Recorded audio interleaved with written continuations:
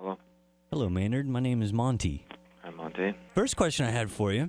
I saw you on late night TV not too long ago. Was it Conan or Leno? I can't recall. Probably Leno. You were wearing a shirt that said "I heart Brad," and I was wondering who you were talking about. Well, the shirt said Brad Wilk. Oh, I missed the Wilk part. So I guess you really appreciate his drumming. Are you a big fan of Audioslave? We're friends. Rage Against the Machine's first album. You were a guest vocalist on the album. Yeah. There you go. So your relationship with Brad Wilk goes back at least that far. Oh, yeah. There was an interview recently that you did. You said something I found very interesting. You said that you had a friend that grew up in Germany in the 30s and 40s, and she said that what's going on right now looks kind of familiar, and it mirrors McCarthyism, or it exceeds that. Could you expand on that a little bit? Just the control of information. Just on that side, just the censorship and control and the flow of information is pretty extreme in the States. If you read outside of the U.S., if you read different newspapers, of course everyone's going to have their own somewhat agenda, but it's easier to get a handle on what has been filtered out of where by reading news and internet websites all over and other places. I think probably a good example of that, of controlling information or entertainment right now, would be Michael Moore having a hard time getting his documentary Fahrenheit 9/11 released because his distributor Miramax decided they didn't want to do that. They didn't want to distribute the movie. But more importantly, why didn't they want to do that? Because they were afraid that they were going to lose some of their tax breaks or whatever kind of favors they would get in the state of Florida, where they have Disney World, where Jeb is the governor. The film company itself that he's working with is fine with it. It's the Disney distribution system, and Disney is refusing to distribute it.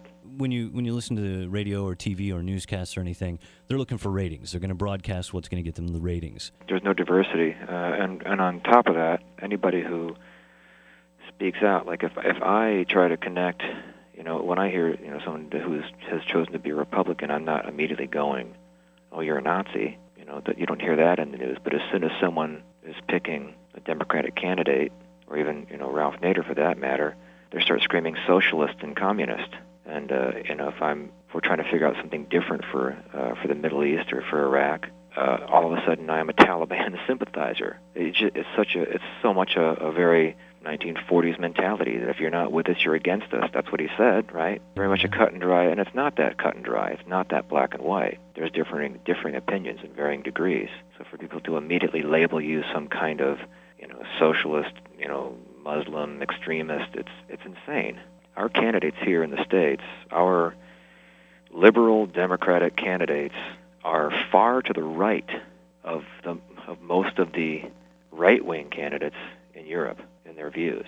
It's a bit baffling over here, where we really are tricked into thinking, A, that our vote doesn't count, and B, that we're free. I went to Walmart the other day, and they had these school-age kids out there signing people up, getting registered to vote. And I hadn't registered since I had moved, so I took that opportunity and got signed up to vote. And I thought it was really cool. I mean, it was a great weekend. It was a beautiful day. It was a Saturday, really nice. And these kids could have been out doing anything, and they were signing people up to register to vote. And I just thought that was a cool thing to do. Are you involved in any type of Rock the Vote program? Yeah, we have Rock the Vote at every one of the shows. Very cool. Trying to get people to sign up. There was some contest recently where one of the radio stations ran a contest to get kids to register to vote. They get to come to the meet and greet or something like that. I've been trying to, as always, it's very difficult to implement any kind of new idea or orchestrate some change in the process of, winning tickets to a show. But it always seems so very idol worship. You're the 10th caller, and you get to come down, and you're blessed with the presence of some, rock guy. It seems very twisted to me. So what I've been trying to do is, and I'm receiving a lot of resistance from it, I'm trying to implement a whole different way to do it. Contact a homeless shelter in your area, and we find some kind of point of contact, and then whoever the first kid is that goes down and donates 4 hours of time at a homeless shelter gets 5 tickets.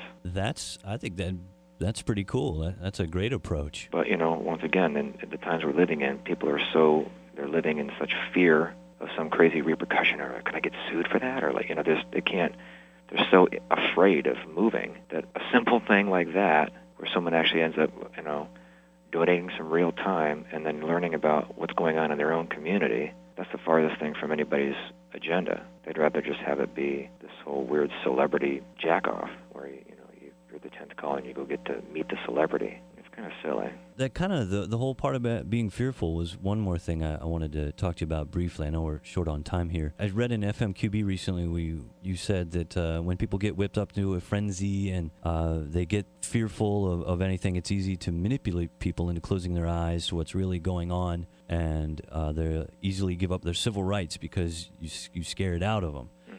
They're saying that there's a possibility of a terrorist attack this summer, but they're being very vague, and I think that is exactly that. Every time the polls slip for George or whatever, the terror alert goes up, or look, we found something on the moon. Tune in at 11. So anything that would detract from whatever agenda that is, or anything coming up in the news, they always have some kind of curveball. We saw UFOs over Mexico City. Just anything to distract you from what's really going on. Maybe there's terrorists here. If there were, they're kind of waiting around. There's been plenty of opportunities since 9/11 to make a stand.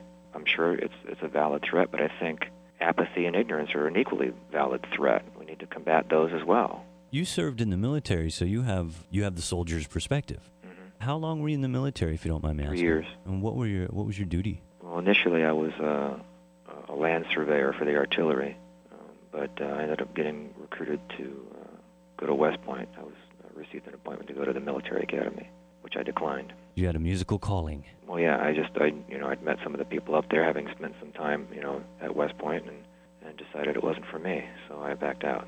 I'll wrap this up, and I appreciate you taking the time to give us a call. I know you're really busy with the tour, and it's been really cool talking to you. Thank you very much.